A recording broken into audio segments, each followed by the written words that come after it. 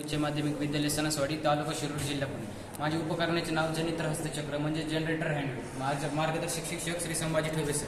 काही दिवसांपूर्वी आम्ही विज्ञान भाग 2 मधील हरित ऊर्जा हे प्रकरण शिकलो.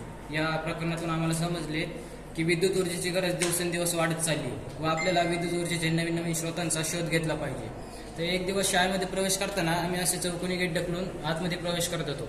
या ठिकाणी मला विचार आला की आपण या ठिकाणी असे गोल गेट बसून त्यापासून विद्युत ऊर्जा निर्माण करू शकतो.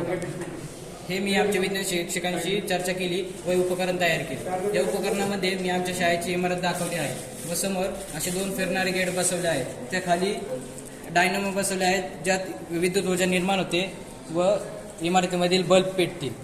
सर, ज्यावेळेस इमारतीमध्ये विद्यार्थ्यांना प्रवेश करायचा असेल तेव्हा या गेट ढकलून आतमध्ये प्रवेश करायचा लागेल. ज्यावेळेस गेट ढकलतील त्यावेळेस या डायनॅमोमध्ये इलेक्ट्रिक ऊर्जा तयार होईल व इमारतीमधील बल्ब पेटतील व याच ऊर्जेने आपण आपल्या शाळेवरील असलेली पाणी टाकी सुद्धा भरू शकतो. व ज्यावेळेस आपल्याला इमारतीमधील बल्बची गरज नसेल व पाणी टाकी भरलेली असेल, ही सर्व तयार झालेली विद्युत ऊर्जा आपण बॅटरीमध्ये साठवून ठेवू शकतो व ती आपण नंतर वापरू शकतो. ही आयडिया जर आपण मंदिरांमध्ये, एअरपोर्ट किंवा रेल्वे स्टेशन, पंढरपूर सारख्या ठिकाणी दिंड्या जातात या ठिकाणी जर वापरली तर आपण विद्युत ऊर्जेचा नवीन स्रोत उपलब्ध होईल.